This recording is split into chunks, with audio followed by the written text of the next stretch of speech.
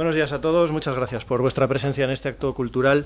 Agradezco especialmente a la familia de Conrado que hayáis venido. Muchísimas gracias a su hermana Elvira a la cabeza, ¿no? De Elvira, Cesario, Ainara, Joseba, Mónica. Es un honor que nos acompañéis hoy aquí. Hoy inauguramos la exposición In Absentia, aproximación a la persona y obra de Conrado Martínez Castaños. El comisario de esta muestra es Marcos Hernando, que fue amigo de Conrado y sin el cual no hubiese existido esta exposición. Es él el que se ha empeñado y el que ha dado impulso ya desde hace años a la memoria de su amigo, de ese atentado, y con él a la de todas las víctimas del terrorismo.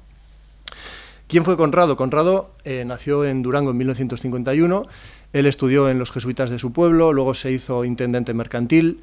Él tenía una vocación artística que le acompañó a lo largo de su vida, ¿no? Que desde joven pues ya empezó a desarrollar, y en el momento del atentado trabajaba vendiendo manuales, métodos para estudiar euskera, junto con su hermano Imanol y un amigo, Iñaki Ibarguchi, en este caso.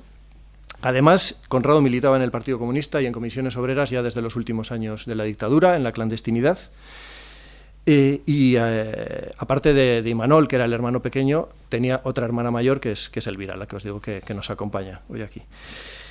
Conrado estaba casado con su mujer, se llamaba Nati, y tenían un hijo de 6 años en el momento del atentado, que se llama Marcos también.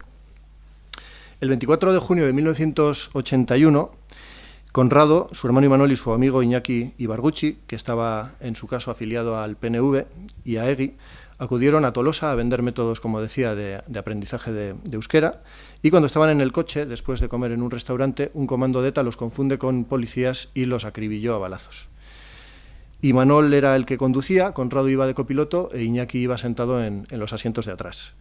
Imanol e Iñaki murieron al instante y Conrado queda muy gravemente herido y fallece 9 meses más tarde. Fue un error de ETA, pero ETA no fue un error. ETA fue una estrategia deliberada para imponer unos objetivos políticos.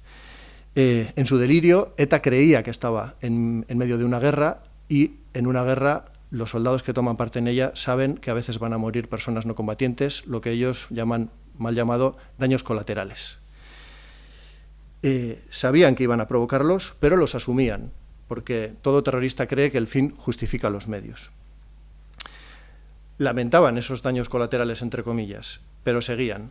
Los lamentaban, pero echaban la culpa al otro, al que estaba enfrente, al que supuestamente desde su punto de vista les habría obligado a tomar las armas. Y en algunos casos como este, cuando el error desde su punto de vista era inasumible en términos de imagen o de imagen pública, pues no asumían la responsabilidad. Ocurrió así con los 3 jóvenes gallegos secuestrados, hechos desaparecer en 1973 en el sur de Francia. Todavía no sabemos dónde están sus cuerpos. ETA nunca lo ha reconocido. Ocurrió así con el atentado de la cafetería Rolando de la calle Correo de Madrid en 1974, que dejó 13 personas asesinadas. ETA no lo reconoció hasta 44 años después, en ese caso. Y ocurrió con los 3 vendedores de Tolosa que hoy nos ocupan en 1981.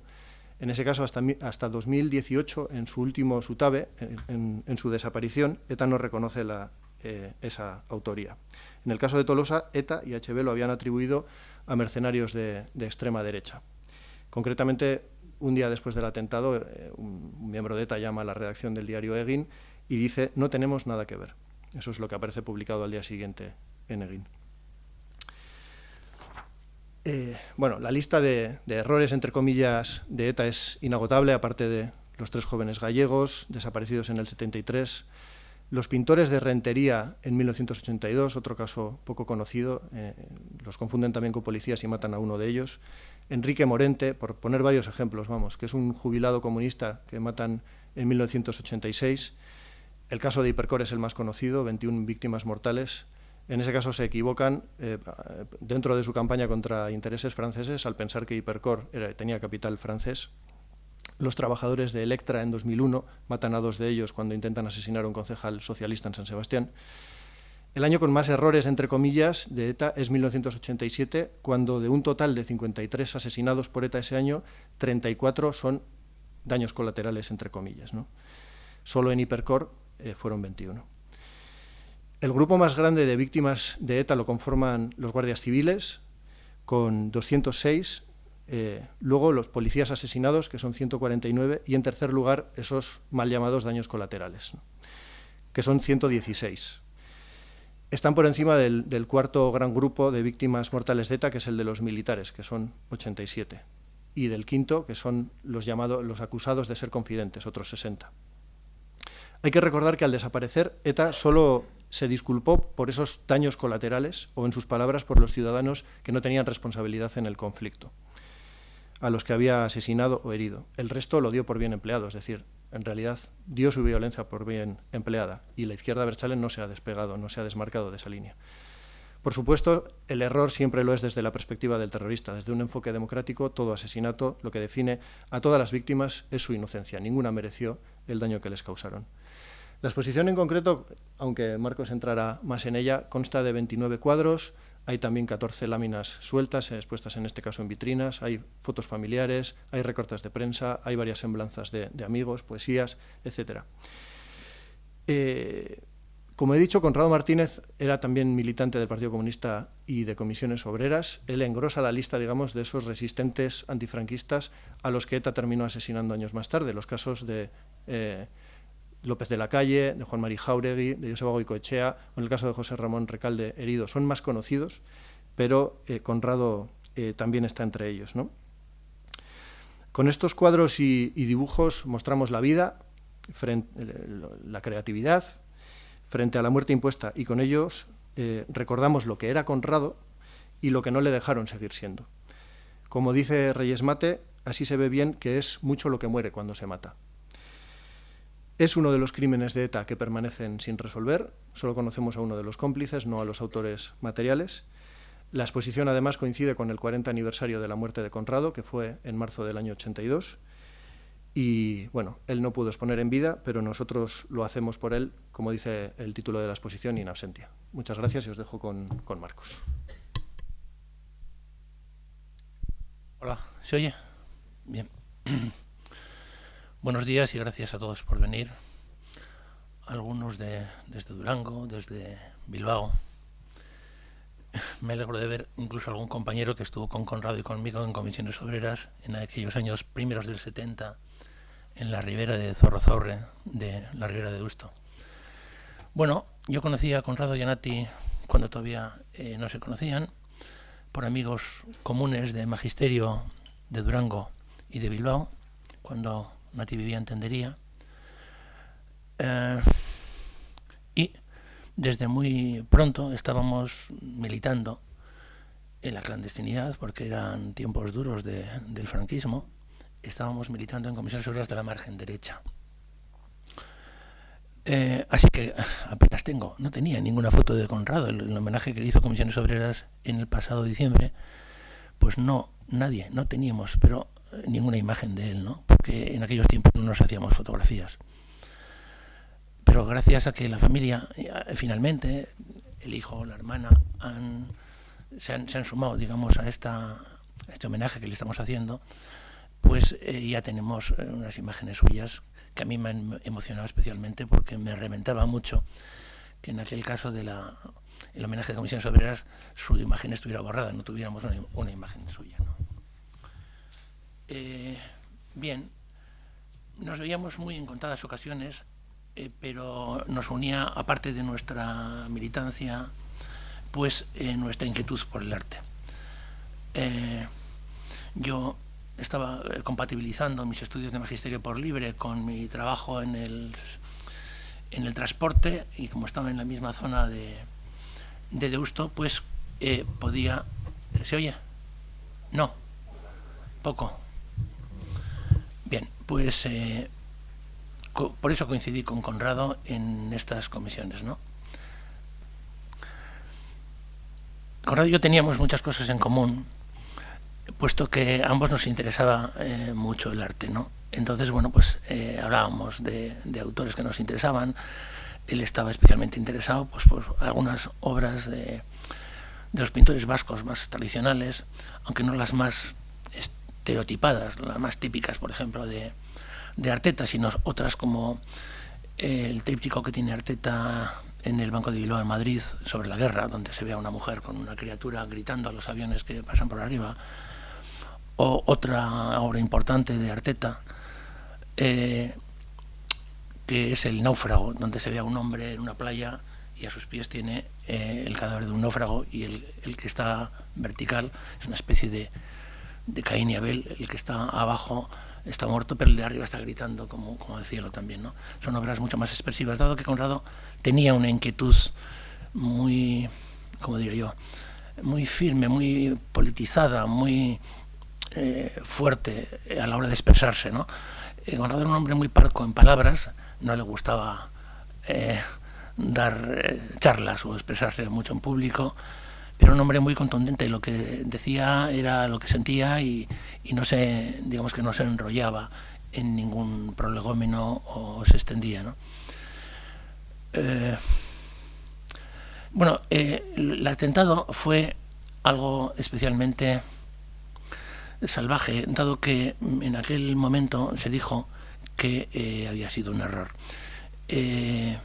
Ya el día siguiente, en cuanto se supo la identidad de los que habían caído, empezó a, en fin, supimos algunos que habían atentado contra Conrado, pero concretamente, por ejemplo, la familia Ibarguchi, con cuya hermana he cruzado unos correos para ver si podía venir, pero no puede soportar estos momentos y se derrumba, por eso ha declinado su presencia aquí. El padre de este se puso en contacto con ETA a ver, para que le juraran que no habían sido ellos, dado que el dirigente de ETA de entonces, Josu Ternera, pues estaba en la dirección, y le aseguraron que ellos no habían sido, por supuesto. Y entonces, en fin, yo creo que hay un par de cuestiones aquí que son muy importantes. Es decir, ¿quién es el responsable? Herri Batasuna, sistemáticamente, cuando alguien ha cometido un golpe contra sus militantes, reivindica. Me acuerdo cuando, creo que era el caso Cavacas, pues a un chico en Bilbao, por una pelota de un policía, resultó herido, o no sé si murió, perdió un ojo, pues enseguida esta organización va a buscar al responsable. Será el teniente quien mandaba ese grupo para exigir responsabilidades. Entonces, bueno, no se puede esconder en el bulto del grupo o decir, bueno, nosotros cometimos un error y nadie se hace responsable. Es preciso que encontrar los responsables de este hecho, ¿no? Dado que no fue un error. En realidad aquel atentado no fue un error, puesto que 3 personas o 4, es decir, un comando, salieron a matar a 3 personas o 4 y los mataron. No sé dónde está el error. Eso es las consecuencias de que quien juega con fuego. Eso es terror. Bien, vais a ver en la obra de abajo, en fin, pues que hay una variada gama de obra muy distinta en cuanto a estilos. Conrado era un hombre bastante autodidacta, en la medida en que se puede ser autodidacta hoy, dado que vemos exposiciones, vemos libros, hablamos con artistas. Entonces no era en sentido riguroso un autodidacta, y vais a ver que hay una evolución clara, aunque, en fin, su obra ha sido cercenada. Es una obra rota, puesto que, en fin, 40 años de ausencia pues nos ayudan como mucho a imaginarnos lo que habría sido si hubiera podido realizar su trabajo, ¿no? Bueno, poco más os puedo decir. Supe que estaba en Aránzazu, en la residencia en San Sebastián. Fui a verle con un amigo. Se estaba recuperando. Pudo caminar un poco, dimos un paseo por el pasillo, él con el gotero y muy estropeado, estaba pero parecía que se iba a recuperar, ¿no? Y al cabo de unos meses murió exactamente el día 28 de marzo del 82, ¿no? En fin, estaría hablando toda la mañana, pero me podría repetir y podríamos seguir hablando de él, ¿no? Me alegro finalmente de que la familia esté aquí. Me alegro enormemente, porque hace 15 días pues no teníamos casi 20 cuadros, teníamos muy pocos cuadros, pero nos parecían suficientes para llamar la atención, por lo menos, sobre lo que había ocurrido, sobre su obra, Y bueno, pues hemos tenido que modificar un poco el conjunto de la exposición. Con mucho gusto lo hemos modificado, claro, puesto que así hay una visión más precisa de su trabajo, ¿no?